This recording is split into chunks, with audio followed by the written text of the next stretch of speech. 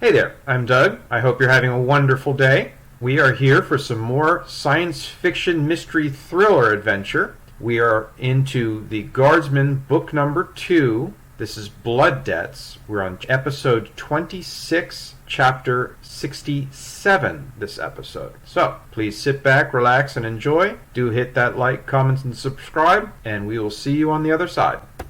The Guardsman, Book 2 Blood Debts, Episode 26, Chapter 67.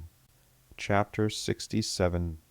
Persephone had seen a lot of strange things in the last 15 hours. After the obvious oddity of a guardsman killing a guardsman, while broadcast live to the whole planet, the evening had been full of surprises. The hired security, taking Bryce literally, and shooting at April and Guillermo when they followed into the kitchen, was the first surprise. No one was hurt except some pride in a door jamb. April was rattled. The mercenary rifleman was embarrassed for his inability to aim. Guillermo said nothing but instead shrugged off the event. The next strange thing she saw was that once Samson was in the room, the crazy man dropped everything down to the skin, climbed in the tub, turned on the cold water, and demanded buckets of ice of all things. As the tub turned arctic, he demanded 2 dinners, thinking he wanted to share a nice meal the beast had growled at her when she reached for one.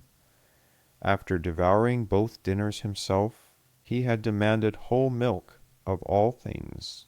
With his lips blue and trembling hands, Persephone had finally convinced the big dummy to get out of the ice water.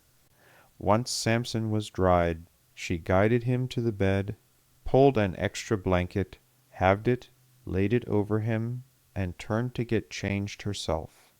When she turned around again to crawl in next to him, so she could warm him up, he was already asleep. So here she lay, half on half off his sleeping form, cheek to chest, listening to the slow breathing, rhythmic heartbeat, gently gliding her left hand over skin. Persephone was very careful to avoid the huge bruise and welt that had formed on his right thigh. Tucked into his left arm, the horrible scrapes on his chin and upper chest and bruised neck were clearly visible in the dimmed lighting. She whispered to herself, "The silly man sleeps like a log," as she brushed her hand through his short hair. Slipping her hand under his left shoulder, she stroked his neck, and he smiled several small smiles in his sleep, which amused her greatly. She was surprised at how easily amused she was at this late hour of the morning. For the next quarter hour, she just enjoyed laying there, watching smiles and eyes move behind their lids. Lounging uselessly was not something she was accustomed to indulging generally, but it was nice. Bryce and his mercenaries had specific instructions that there was to be no loud or irritating disturbances. They had done well all night. Persephone didn't know she could growl until she heard her own growl in the degrading silence of the room. The rumble, or clomping, or commotion, or whatever it was, irritated her enough to force her to pick up her head from her comfortable rest, listening to Samson's breathing and heartbeat. As she turned her head over her opposite shoulder to look at the door, his hand stroked her hair and pulled it back from her eyes. She looked and saw he was now awake, and his dry and hoarse voice croaked, "Good morning." Persephone smiled her special smile and blew him a kiss. She turned full of growing disgust back to the tromping, rumbling, and offensive noise. Even Samson began to notice the irritating racket and added his own discontented growl to her grumbling. From the next room, Bryce's startled, "Sir," followed immediately by the purely recognizable voice of Persephone's father demanding, "Where is my daughter, Guardsman?" Persephone's head flopped bonelessly to Samson's chest, as suddenly she knew exactly what was causing the commotion in the hall. She was laughing little, frustrated sobs onto Samson's abused ribs, when her father twisted the latch and kicked open the door. For emphasis, the light snapped on full force. "Persephone, is this where you have been hiding?"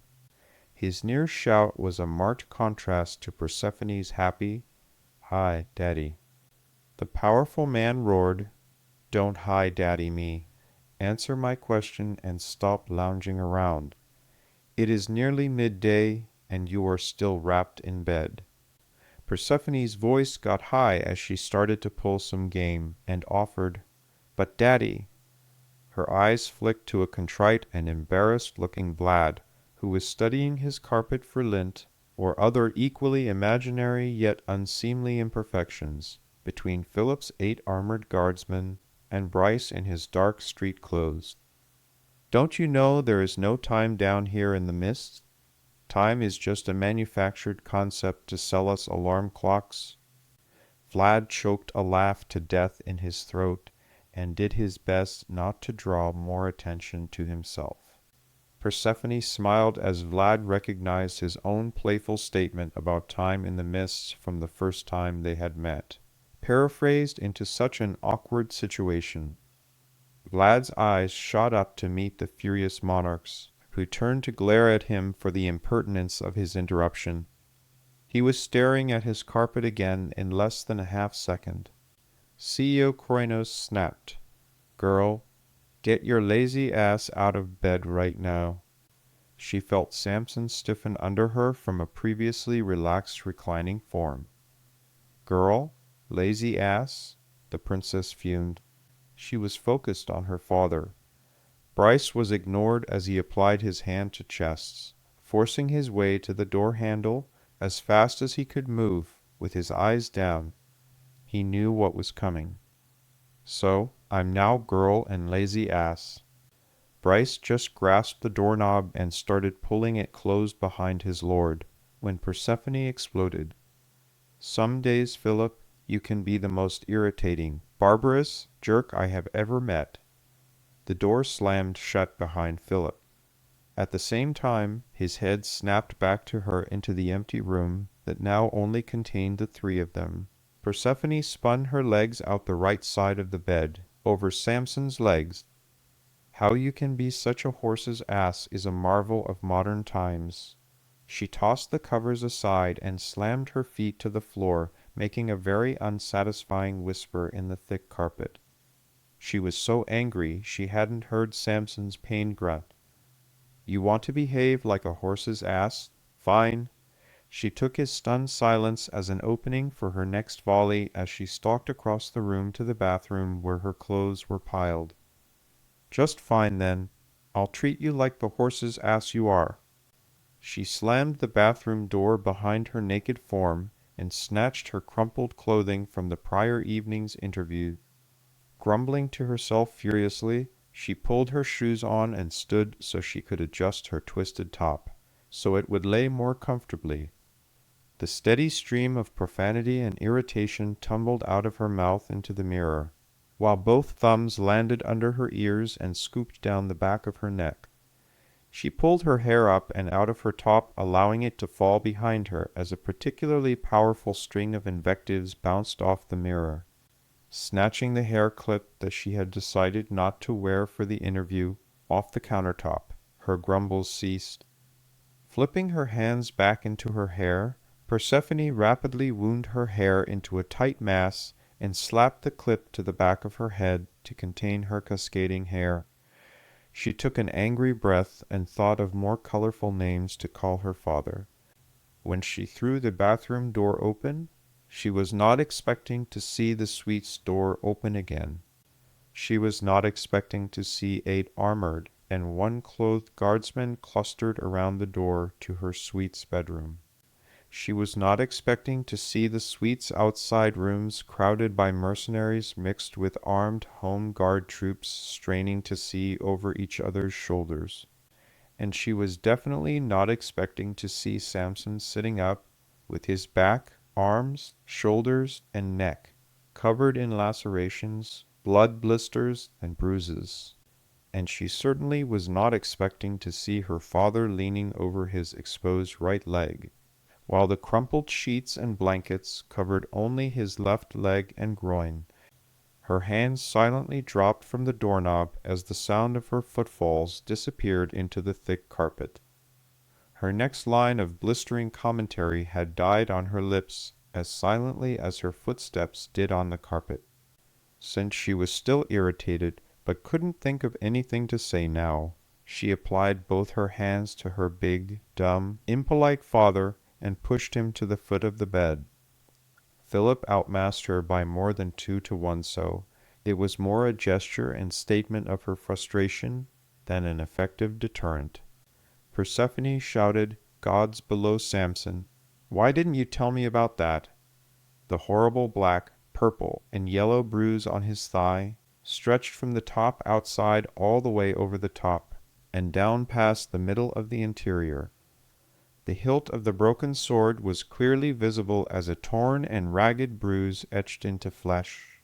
Samson snapped, "Woman, it wasn't too bad until you sat your butt on it, just now." Persephone cried defensively, "I didn't." Her father calmly injected, "Yes, you did, Persephone, when you stormed out naked as the day you were born just now." Persephone fired back, "You stay out of this." The standing monarch flinched back a few inches in surprise at the ferocity of her words. Samson's irritatingly calm, but dry and hoarse voice replied, "Yes, you did, Persephone." Before she realized it, Persephone had her left thumb and index finger seize Samson's right ear and started gently guiding his head to different angles so she could better see the bruises and painful-looking scratches. While leaning over to look more closely at the paired bruises and stripped skin between his collarbones and chin, she noticed something else.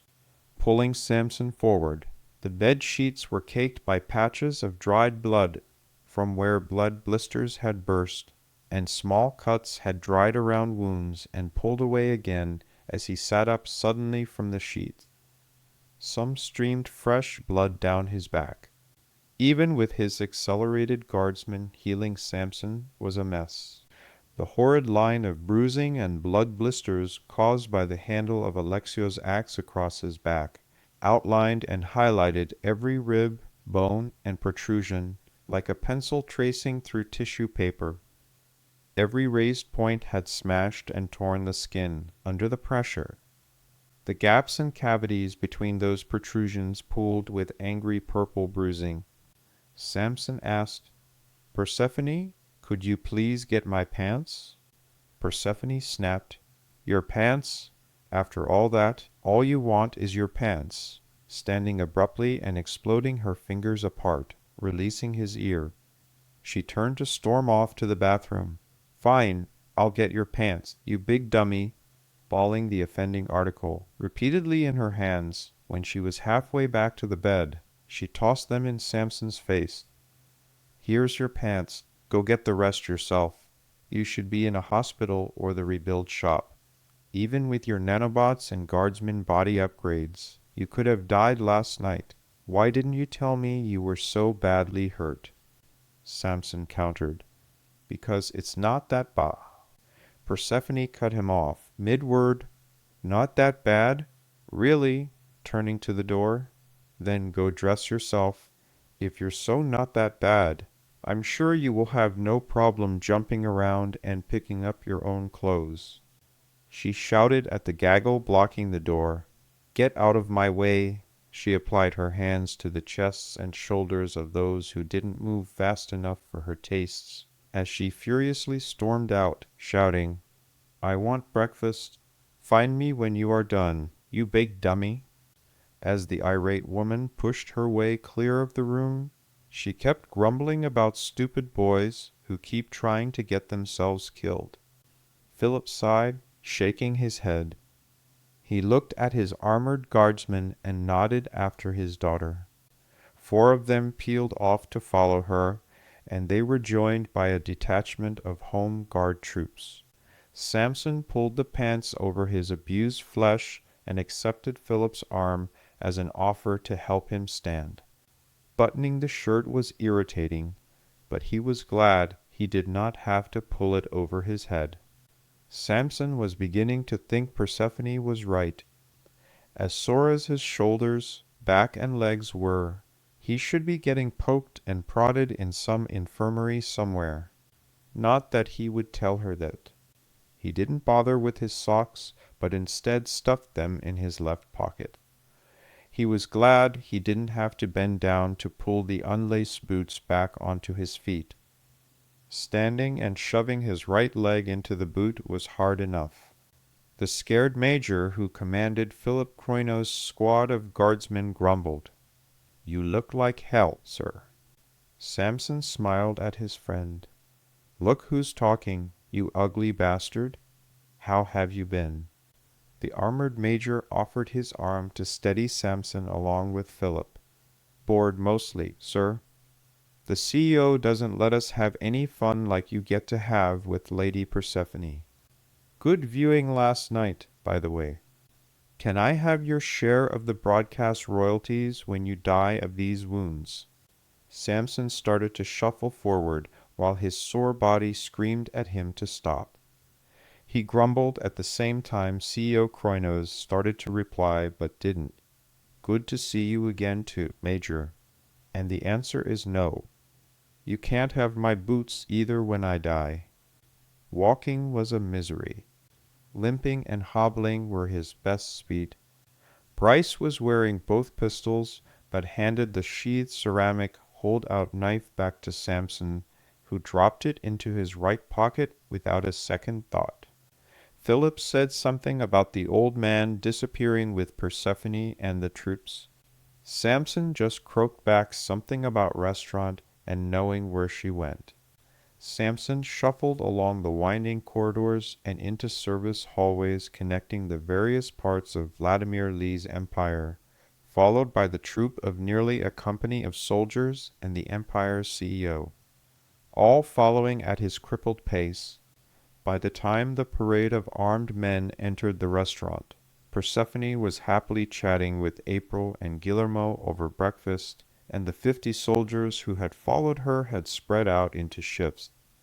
Some were eating and some guarding before rotating as their relief finished eating. Vlad set up a breakfast buffet in the time it had taken Samson to dress and scrape himself past enough walls to arrive. Samson and Philip saw Persephone and headed toward her table. As Samson limped to her table, Persephone's conversation ended, and she glared at him. Her arm followed her evil eye.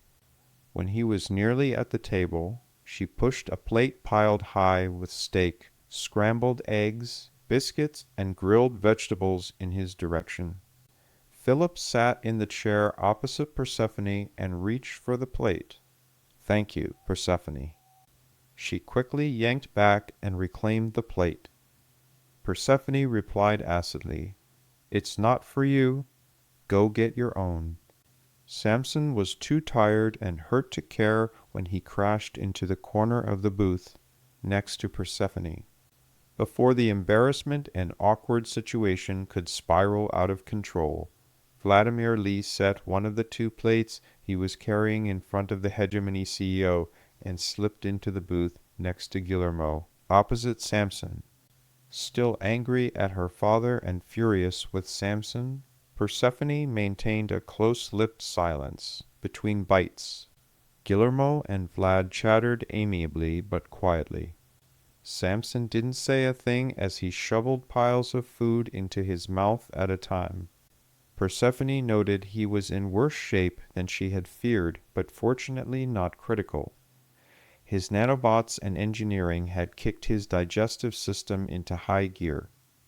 They would claim the vital proteins and fatty acids they would require speeding his natural healing. Had he been in really bad shape, nearing shock, but out of immediate danger, they would have shut down his body to preserve brain functions for the rebuild shop. It was a catatonic state she had never seen any guardsman enter. The Guardsman told stories about that catatonic hell that ended quickly when she entered the room in the past. They talked in hushed whispers about being trapped and silently screaming, able to feel all the pain, but unable to do anything about it. From conversations over the years, though Samson had never said it explicitly, she inferred that was where Samson went during his last combat deployment, before he was assigned to her. Once he had crashed from the adrenaline high that powered his nano-S, kicking him into overdrive for that fight while he was wounded. They would have closed down his body when the danger passed.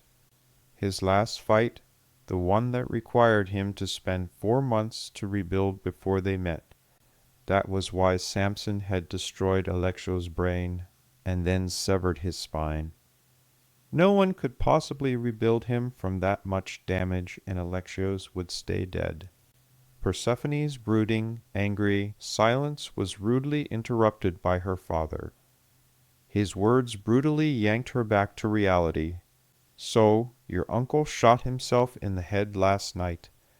Her eyes popped open from venomous glare to shock. Persephone barked. "What? Why?" Philip philosophized. "Well, my dear, as things unfolded last night, we were having another of our dinners. I believe you will recall embarrassing your mother profoundly. Something about Hi Mom ringing any bells for you?" Vlad chuckled while Philip shoveled food into his mouth during the brief pause allowing Persephone's blush to fade.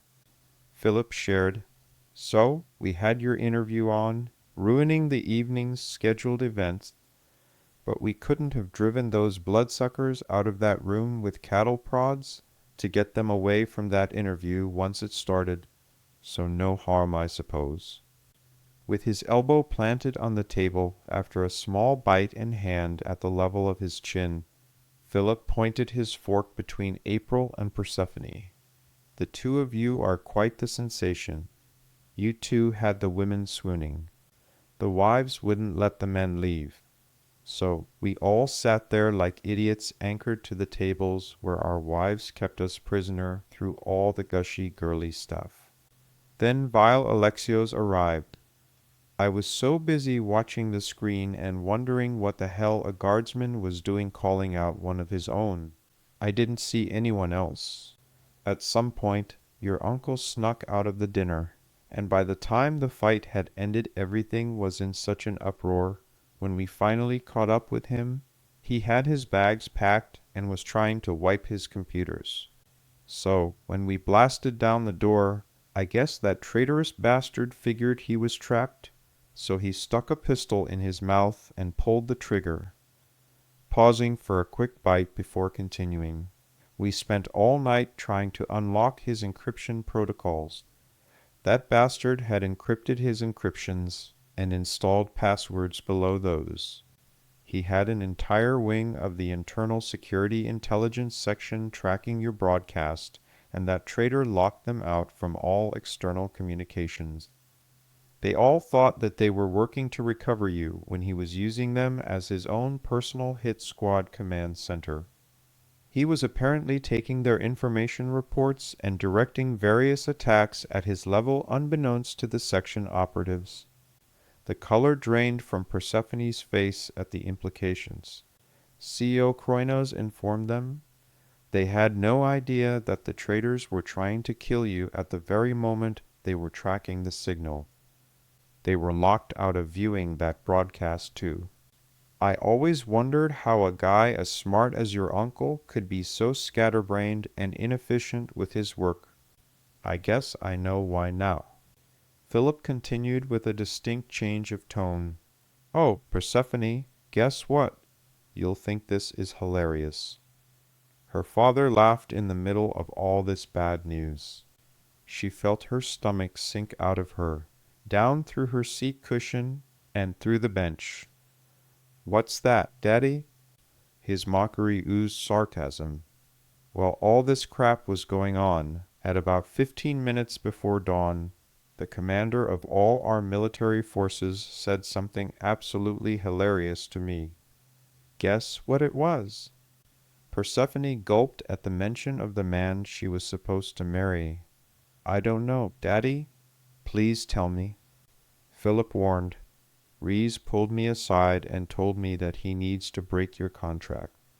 He doesn't feel there is a compatible match. He thinks you have been unfaithful to the spirit of the arrangement, and that the whole thing should be cancelled per breach of contract provisions. He growled at the daughter, now cowering behind her hands, hiding her eyes. Isn't that funny? Persephone slumped. No, Daddy, it's not. I'm sorry. Leaning back, exhausted after his long day that still had not ended at almost lunchtime the next day, Philip sighed. Samson kept shoveling food. His hardwired systems were in almost complete control of his functions. He could listen, but would be ineffective within the byplay of the conversation. Philip continued, On the buttered side of this shit sandwich you have handed your family. Rhys did say there is no way I can compete with that anyway. So he conceded a point of weakness with his own position. April asked quietly, Sir, may I ask you a question? Philip sighed. As a reporter, April, or as someone who is behaving like my daughter's friend? April took a second too long to consider the answer. She may have been shocked by the direction of the reply, but it drew Persephone's attention. As Persephone's friend, sir, CEO Kroinos reminded, be forewarned, April, I think I know the subject you are going to ask. If my answer shows up in any form of media because you make it into a big production and share it without permission, I will bankrupt the outlet you used, blackball the employees, and then hunt you down and choke the life out of you with my own two hands. April swallowed hard as she recalled Samson's keen respect for this man from the prior evening's interview. Then the brutal display of Samson's martial skills and his own statements that placed Philip in Samson's tier as a warrior. She knew he could and would do it. Yes, sir, that's crystal clear.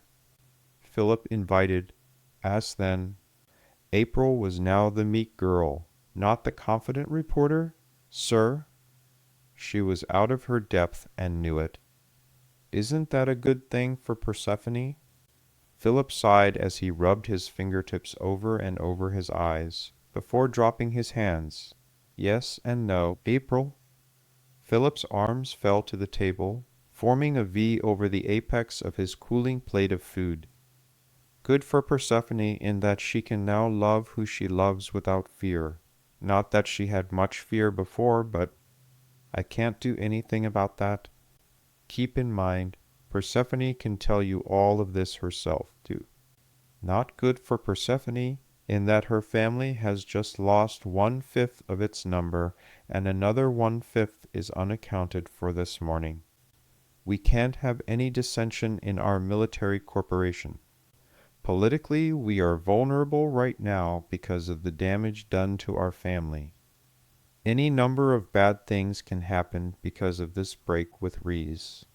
We now get to negotiate from the position of weakness with Rhys because of our breaches of the matrimonial contract and at a time when our family has taken at least a 20% reduction in our cohesion, maybe more depending on the amount of damage done. Weakness negotiating from a position of weakness is not a good place to be, April. The gravity of the precarious situation began to sink in for April and all the non-family members at the table. A silence settled over them. Samson paused between shoveling food. Persephone noticed that Bryce had snuck in and replaced the empty first plate with a new plate full of hot food. Samson fumbled slightly, deliberately stopping his eating. He dropped the fork, sat up a little straighter, struggling against his nanobot programming, and took a deep breath while his eyes blinked repeatedly. The clatter of the fork drew all 5 sets of eyes. Samson tried to speak and failed, took a long drink of juice and retried his parched voice. Samson grumbled more than spoke. Missing? You said a fifth missing. Who? Philip replied with a rapid and flippant disdain. Casimir. That jerk showed up to work this morning when all of this was going on. We had completely forgotten about him. Looking at Persephone, informing her, Your mother banished him twice from family and formal functions for almost everything we have done for the last 5 months, because of some particularly nasty things he said at the dinner table. Continuing his update, Philip groused, The head of our corporate intelligence, the man who is supposed to be on top of this sort of thing, just wandered into his office at 8 this morning. He rattled around in there for a while and walked out telling people he needed to step out for something. He put on his overcoat and has been missing for 3 hours in the middle of his father's treasonous fireworks. The nerve and irresponsibility, dereliction of duty at the best. How the man we need most at the top of his form in this instant could stand up and walk out for a 3-hour coffee break is beyond me. Vlad picked that moment to be a wise ass and added, Maybe it's really good hot coffee. The first thing Vlad said in the general conversation received a swift growl from the CEO of a 1,000-star spanning empire and snickers from Persephone and Samson before he started shoveling food again. Thank you very much for your attention. I appreciate your listening. When you get a chance, please come and hit the like, subscribe, leave a comment, and check out the book for real down in the description.